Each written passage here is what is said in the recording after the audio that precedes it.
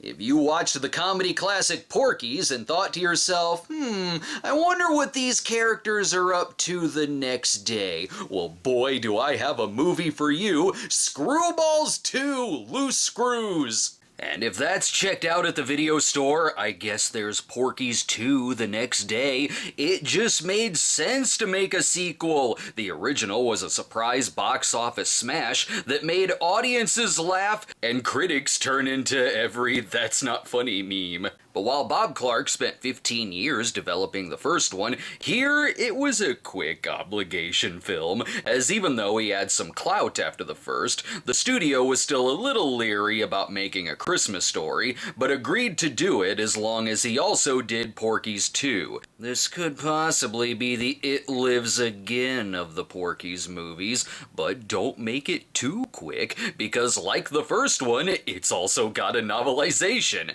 Cinematographer Reg Morris also returned, and so did Carl Zitra, who did music for A Christmas Story as well. Though there were a couple of extra writing credits on this one, along with Clark, the sequel was co-written by Roger Swaybill and Alan Ormsby, who also acted in and co-wrote Bob's Children Shouldn't Play with Dead Things, as well as Popcorn, directed by Billy. The whole gang is back here. Well, except for Miss Honeywell, and except for Porky. No matter, not like the movie is named after him or his establishment or anything. Porky doesn't need to be in Porky's 2. Really, he and the bar weren't in the first one that much, so it was weird the movie was even named after it to begin with. Plus, he's gonna be cleaning up the wreckage during the events of this one, which picks up a day after the first, despite the characters seeming a couple years older, and they had injuries on their faces in the first that magically disappeared here. It's gonna start with that kickin' theme again, as well as a quiz.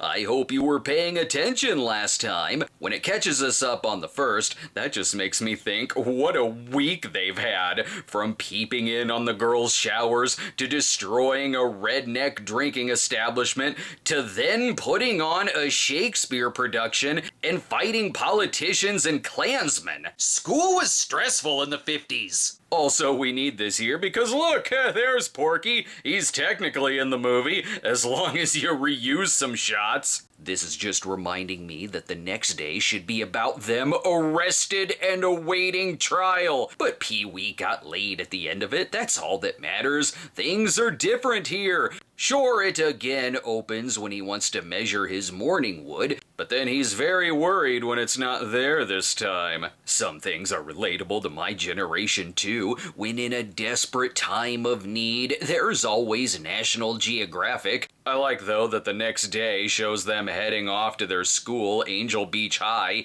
meaning all of this was happening on a school night. And the main thing they're talking about is their Shakespeare class, and not that 10 hours ago we destroyed a building. And I think Pee-wee and Wendy are a couple now? But what about the second date of the coach and Miss Honeywell? That's the next day I want to see. But anyway, in an establishing shot from the first, Tommy is still going through punishment from the whole shower thing. Pee-wee is bragging to everyone that he's the new ladies' man of the school. He wants everyone to get laid now. Right, so anyway, I was wondering if you know of a broad that's a real pushover. Somebody a real idiot could score with. Hell, man, that's easy. Wendy Williams. What? How long was the Wendy Williams show on? I guess they're theater kids in this one, hanging out, talking Macbeth. What roles? Macbeth. What's the other role? Oberon. Sounds like a fairy to me. He's not just a fairy. He's the king of the fairies. Hysterical. Gentlemen, please, you all hang out naked together multiple times. Speaking of, there is one element of revenge they forgot in the first. They got Porky back, but now Pee-wee wants revenge on the guys who did the Cherry Forever prank. When he's not very sad in love. Props for trying to turn this into a romance, even though he's mad about the rumors that she's had sex a lot. Well, before I wanted it to be true. And I guess now I don't. That's good because it's not true. You don't believe me? Well, you went on the bus with me, just like that, no questions asked. Luckily for this movie, I'm watching it right after Something Short of Paradise, which featured a way worse couple. Some of this still doesn't make sense, though. Pee-wee, don't you know why I did that? I did it because I liked you.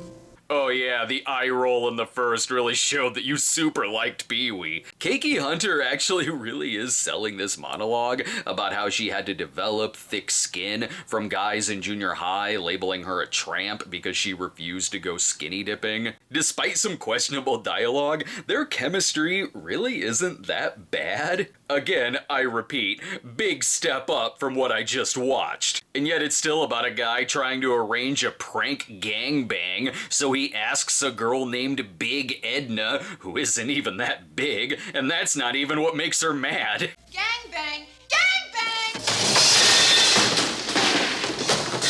We'll be right back. I have a feeling that one of the writing notes was just to throw Pee-wee into a bunch of shit. Hey, baby, remember at the end of American Graffiti, you wish there was more? Well, there is more American Graffiti. And watch out, the old Wolfman gonna be there too.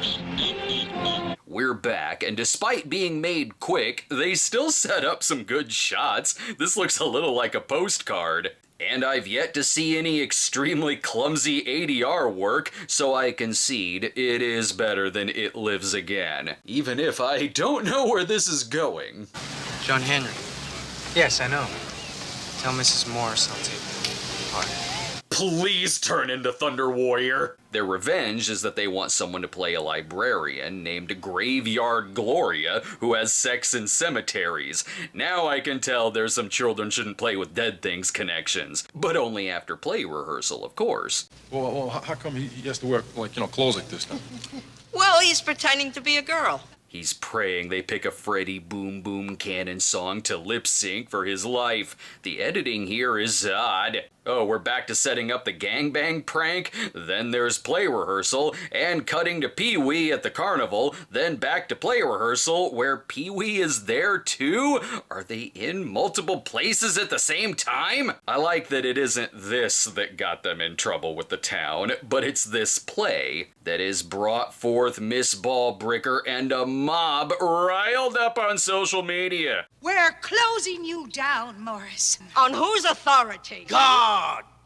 Excellent. I was hoping they'd fight Estes Perkle, where here Bill Wiley plays the evil Reverend Bubba Flavel. So saith the shepherd! So saith the flock! Actually, I think Estes Perkle was a little more subtle, and Perkle showed graphic decapitations. Poor Mr. Carter is back too, having to deal with more stuff Miss Ballbricker is complaining about. They tried doing some commentary here, like the religious Puritans quoting explicit dialogue from Shakespeare, and the principal returning with quoting graphic and seedy verses from the Bible. My bowels were moved for him. Song of Solomon, chapter 5. Wow, that's different. Just like when I go to bed with a lady of the night. It's only so I can study the mind of my enemies, and also keep my penis straight. This scene kinda works. These two actors are shouting and acting their asses off, going back and forth, quoting both sexual lines from Shakespeare and scripture.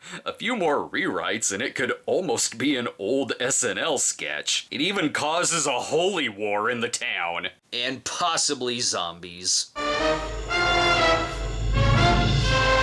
Again, I can see Alan Ormsby's touches in this. Who has time for a holy war, though, when we've got the graveyard prank? Sure, there's still too many plots in this, but there's about 5 less plots than in the first one, so there's that. They even got their dancer to play the librarian. Wait a minute, that's Sissy Cameron. I was praying for a Space Mutiny connection. This is an even more elaborate prank than the Cherry Forever prank. They dug up a grave to put the zombie in, but it's still got some of the same lines. I'm ready.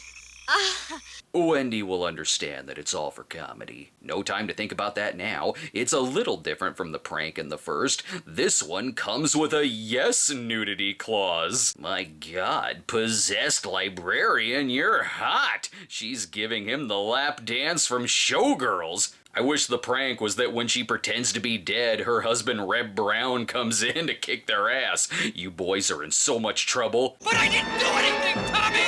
Law doesn't look at it that way, Pee-wee. If a woman dies while you're buffing her, you're considered an accomplice. This prank is basically the movie Very Bad Things. If this were to really happen, this in and of itself could have been a plot of Porky's 2. Just saying, if the main plot was they accidentally kill a horny librarian and then zombies chase them, I have the feeling that this too would have been in the top 5 box office of the year. And what a prank! They realized the zombie was fake, but still thought the girl was really dead, only so there could be a double prank where rednecks chase Pee-wee away with a shotgun.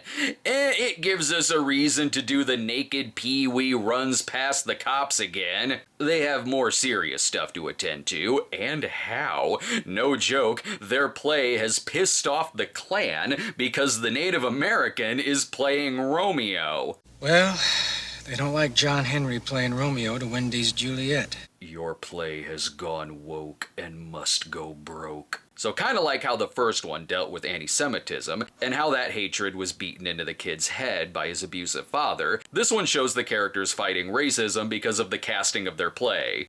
That young man is not of the American persuasion. My bounties is Truly the Captain Kirk and Uhura kiss of its time. There's some things about it that are better, like focusing more on a main character like Pee-wee, sorta. But when there were already too many characters who were mostly bland in the first anyway, here, a lot of the returning cast all have very non-memorable lines that really could have been said by any of them. None of them leave a mark here at all. Miss Ballbricker also had better material to work with before. In the first, her deadpan was great. Here they just turn her into a religious zealot shouting on the toilet when they put a snake in the pipes. Wait a minute, snake in the pipes? Where's the snake gonna go? Oh, wait a minute. Oh boy, the old snake in the toilet trick, where when she starts screaming, they can reference the Lassie bit.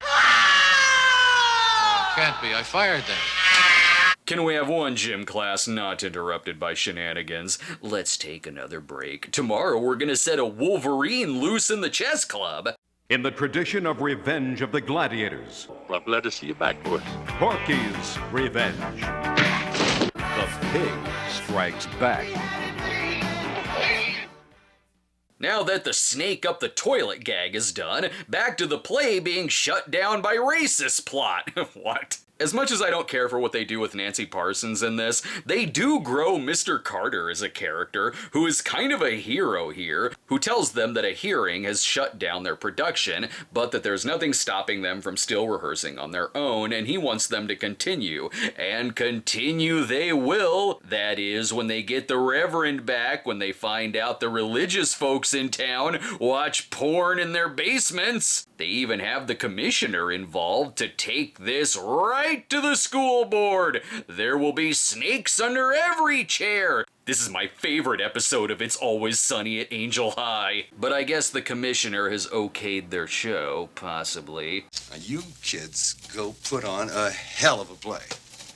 Thanks. Thank you. Right, because when I watched the other, I was like, oh yeah, they're totally into Shakespeare. However, the commissioner is a bastard who has other ideas when this may ruin his chances for re-election. I wonder what his other plan could be.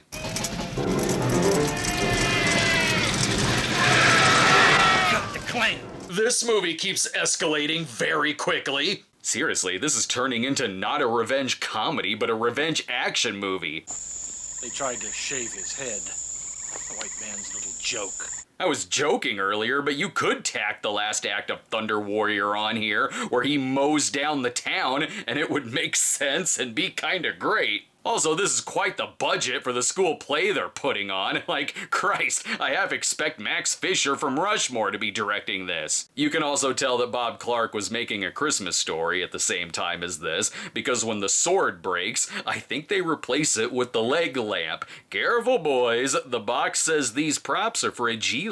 Oh man, I hope the corrupt politicians and Reverend don't mess up Pee-wee doing the same one-man show as the dude's landlord. What even is this movie? Yes, the police are shutting this joint down. Is it because of all the sex happening on school grounds? No, they just don't like Shakespeare. It is weird watching Porky's 2 the next day and being like, I think you could still make this today. You care nothing about matters of the spirit. You just want to control other people's lives, you fascist! Only there'd be less snakes in the toilet and thus not as good. This guy is basically filling the redneck villain role so much, they should have just had it be Porky trying to shut the play down. However, even Miss Ballbricker thinks things have gone too far once the Klan gets involved. What did you think was gonna happen? When it gets to, guys, what are we gonna do? Let's put our heads together and figure this out. I keep waiting for the movie to actually turn into a musical. It shouldn't be too hard to take down the commissioner who thinks he's going on a date with Wendy. But Commissioner, she is only 17 years old. Oh, yeah? Well, I'll only put a half a notch in my gun. I mean, I guess it's okay. The commissioner is only a year or two older than the high school boys. They got better things to do, like exposing this stag film ring. This director must be the Cecil B. DeMille of pussy film. I want that said about me when I win the Lifetime Achievement Award at the Oscars. Damn it, how am I supposed to pleasure myself if y'all be hootin' and hollering and riffing? And if secretly recording this doesn't work, we're gonna put jalapenos in the cream corn. Oh, this is gonna be great. Let's take another break. Oh yeah, I'm sure this movie's gonna get classy. If you want to see reviews like this and other Snob episodes, but way in advance, subscribe to our Patreon at patreon.com/thecinemasnob, where you can also take part in episode polls, see installments of the upcoming 1984 in film, and check out our store section, where you can get a digital download of the uncut version of the Cinema Snob's Porky's review. All that and more at patreon.com/thecinemasnob. Now that we're back, count me out of this slumber party. Now it's like I'm watching the high school put on a production of Blazing Saddles. This movie is less Black Klansman and more like the opening scene of Bad Boys 2, only if they trapped them in the school where they are gonna get their asses handed to them. Oh, they will be embarrassed. Yeah. Gee, guys, we're all really stupid, too. How did we not hear a single sound from this gym being full of people? They're all front row center to watch Schwartz perform a circumcision. Zemmel. And a Zemmel is used by a Moyle to perform the... Don't you worry, it's all got the approval of the director. Clark's cameo is as one of the Klansmen. While I hope that Schwartz is this Schwartz, I don't know if I want this Bob Clark to be the same character from A Christmas Story. As for the other piece of revenge... Giddy up! Yeehaw! Whoa, what an ass!